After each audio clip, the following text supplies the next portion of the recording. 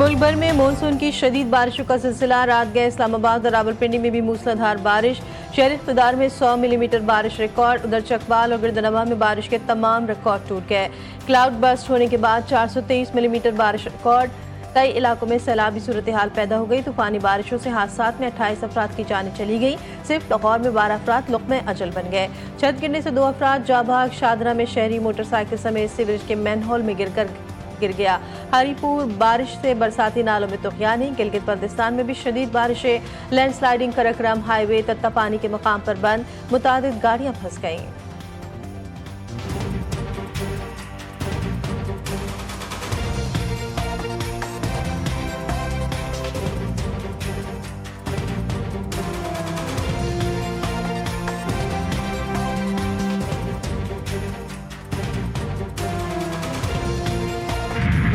बलूचिस्तान में फिर दहशतगर्दों का बुज़दिलाना वार। खलात में मुसाफिर कोच पर गोलियां बरसा दी गई। तर्जुमान बलूचिस्तान हुकूमत के मुताबिक फायरिंग से 3 मुसाफिर शहीद, 7 जख्मी हो गए। बस में मारूफ कमान नदीम साबरी भी मौजूद थे।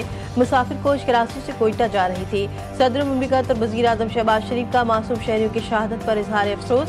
कहा सिक्योरिटी फोर्सेस मुल्क से दहशतगर्दी के मुकम्मल खात्मे के लिए पुरअज़्म है। वफाकी वज़ीर दाखिला मोहसिन नकवी मुसाफिरों के लबाइकिन से दिली ताज़ियत का इजहार। बोले दहशतगर्द सॉफ्ट टारगेट को निशाना बनाकर अमन को सबताज करने की घिनौनी साजिश कर रहे हैं।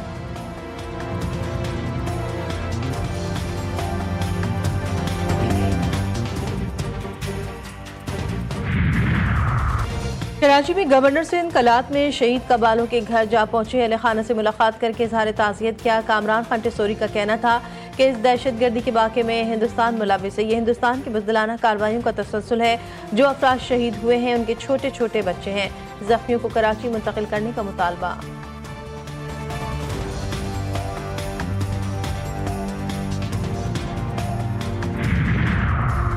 काउंटर टेररिज्म डिपार्टमेंट और हसास इदारे का हब रिवर रोड पर ऑपरेशन। फायरिंग के तबादले में 2 दहशतगर्द हलाक। तर्जुमान CTD के मुताबिक दहशतगर्दों के कब्जे से खुदकुश जैकेट्स, असलहा और बारूदी मवाद बरामद। बम डिस्पोजल टीम को तलब कर लिया गया। छापा फितना अल खबारिश की मौजूदगी की इत्तला पर मारा गया था। जिला आबरान में फितना अल हिंदुस्तान के दहशतगर्दों के खिलाफ सिक्योरिटी फोर्सेस का ऑपरेशन। 3 दहशतगर्द हलाक। फायरिंग के तबादले में मेजर सैयद रब नवाज तारिक शहीद। ISPR के मुताबिक मेजर सैयद रब नवाज तारिक शहीद का ताल्लुक मुजफ्फराबाद से है।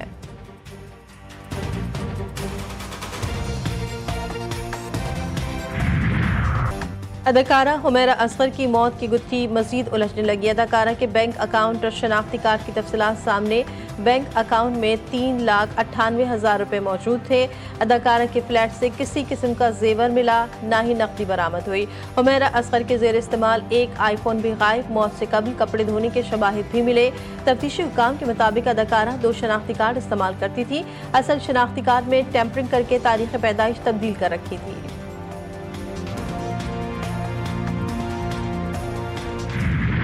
कराची में नई नंबर प्लेट सहूलत या सजा। सिंध की पहचान से मंसूब अजरक वाली नंबर प्लेट बुनियादी मसाइल से ज्यादा जरूरी। शहरियों ने सवालात उठा दिए। शहरी कहते हैं कि जगह जगह रोक कर चालान करने से बेहतर है ऐसे पॉइंट्स कायम कर दिए जाए जहां से नंबर प्लेट्स का हुसूल आसान हो। जहान के काम है कराची पुलिस टोटल जो है ना नंबर प्लेट पे मतलब कोई काम नहीं है, नंबर प्लेट का काम है। अगर वहाँ जा रहे हैं एक्साइज के उधर तो वहाँ पे तो समझ लें कि इतनी लंबी लंबी लाइनें हैं और बाहर ब्रोकर बैठे हुए हैं, वो समझ लें काम हो ही नहीं पाए।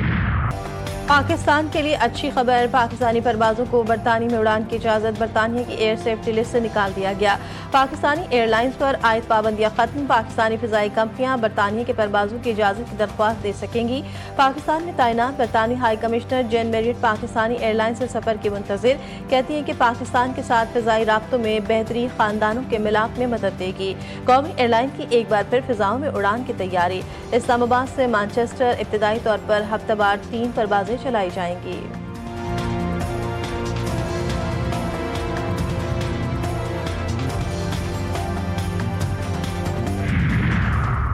वज़ीर-ए-आज़म से वज़ीर दिफा ख्वाजा आसिफ की मुलाकात। शहबाज शरीफ की बरतानी में पाकिस्तानी परवाज़ों पर आयद पाबंदी के खात्मे पर ख्वाजा आसिफ को मुबारकबाद। वज़ीर दिफा और उनकी टीम की काविशों को सराहा। वज़ीर-ए-आज़म ने कहा कि बरतानिया के लिए PIA की परवाज़ों का दोबारा आगाज़ अहम संग मील है। PTI रहनुमाओं के बयानात से माजी में पाकिस्तानी परवाज़ों पर पाबंदियाँ लगी। पाबंदियों का खात्मा बरतानिया में मुकीम पाकिस्तानियों के लिए बाइस इत्मीनान है। सरवर साहब जो उस वक़्त वज़ीर हवाबाजी थे, उन्होंने अपने ही अदारे पे इल्ज़ाम लगा के एक किस्म की उनको दावत दी कि वो पाकिस्तान की कौमी एयरलाइन को जो है उस पर पाबंदियाँ लगा दें। तो यही हुआ। ये एक मैं समझता हूँ कि क्राइम अगेंस्ट द स्टेट था जो उन्होंने कमिट किया, और आज तक उन्होंने कोई उसकी एक्सप्लेनेशन नहीं दी।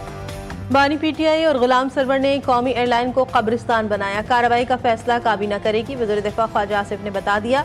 कहा माजी में पाबंदी की वजह से इदारे को अरबों डॉलर्स का नुकसान हुआ। पाबंदी खत्म होने का फायदा PIA के निष्कारी में भी होगा।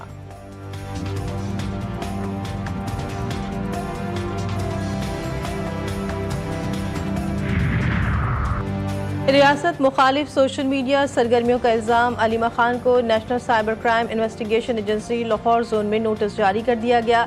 बानी PTI की बहन अलीमा खान को आज सुबह 11:30 बजे पेश होने की हिदायत।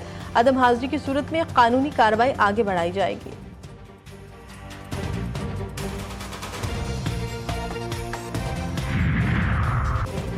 सलमान अकरम राजा का तहरीक तहफ़्फ़ुज़ आईन पाकिस्तान के अहदेदारान का ऐलान। महमूद खान अचकज़ई चेयरमैन, अल्लामा राजा नासिर अब्बास वाइस चेयरमैन मुकर्रर, असद कैसर सेक्रेटरी जनरल साहबजादा, हामिद रजा सेक्रेटरी इत्तलात नामजद। सलमान अकरम राजा ने कहा तहरीक तहफ़्फ़ुज़ आईन पाकिस्तान में कई जमातों के अहम रहनुमा शामिल हैं। तहरीक आइन की बालादस्ती, अदलिया और जमहूरियत के तहफ़्फ़ुज़ की जिद्दोजहद करेगी।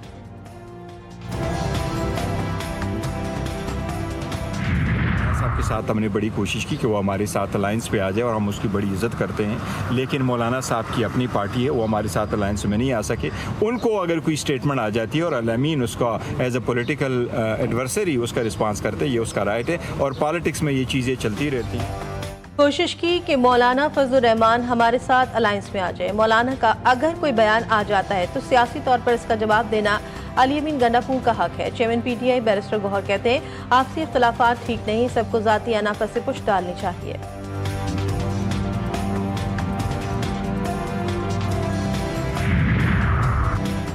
मुल्क में ऐसा पटस्यापा प्रोग्राम भी चल रहा है जिसका कोई इख्तिताम ही नहीं है। मुझे कभी कभार तो लगता है कि सास बहू की लड़ाई है। ये अजीबी खिचड़ी पकी हुई है। अलीमा बाजी रोज आकर एक नई कहानी सुना देती हैं। वज़ीर इत्तलात पंजाब की PTI पर तनकीद का अलीमा बाजी ने कल आकर बताया कि बानी PTI ने कहा कि उनकी ट्वीट को रीट्वीट किया करें।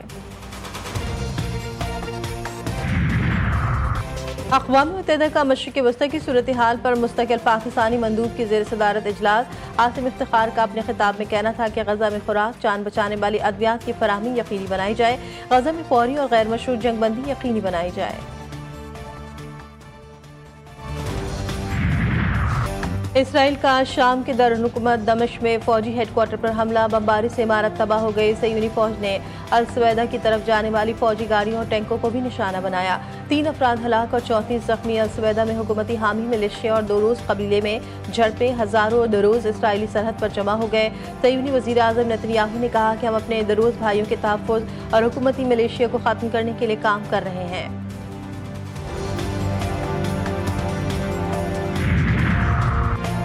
तुम्हें और तुम्हारी अदालत को तबाह कर देंगे। इसराइल की जानिब से नेतन्याहू के वारंट जारी करने वाले प्रोसिक्यूटर को धमकाने का इंकशाफ। मिडिल ईस्ट आई की तहलका खेज रिपोर्ट सामने आ गई। रिपोर्ट के मुताबिक आलमी फौजदारी अदालत के प्रोसिक्यूटर करीम खान को धमकी दी गई।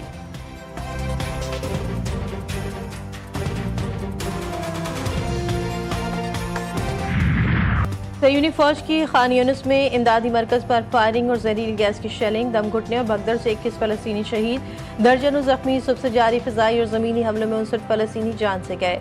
गजा सिटी और जबालिया से इनखला के हुक्म के बाद बड़े पैमाने पर अलमासी की जानिब नकल मकानी।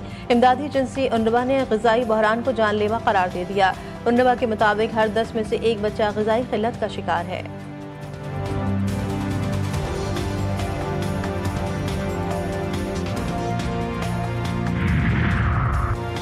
पाकिस्तान क्रिकेट टीम के दौरे बांग्लादेश के लिए ढाका में डेरे। दोनों टीमों में 3 T20 मैचेस की सीरीज 20 जुलाई को शुरू होगी। सीरीज के तीनों मैच शेर बंगला स्टेडियम ढाका में खेले जाएंगे।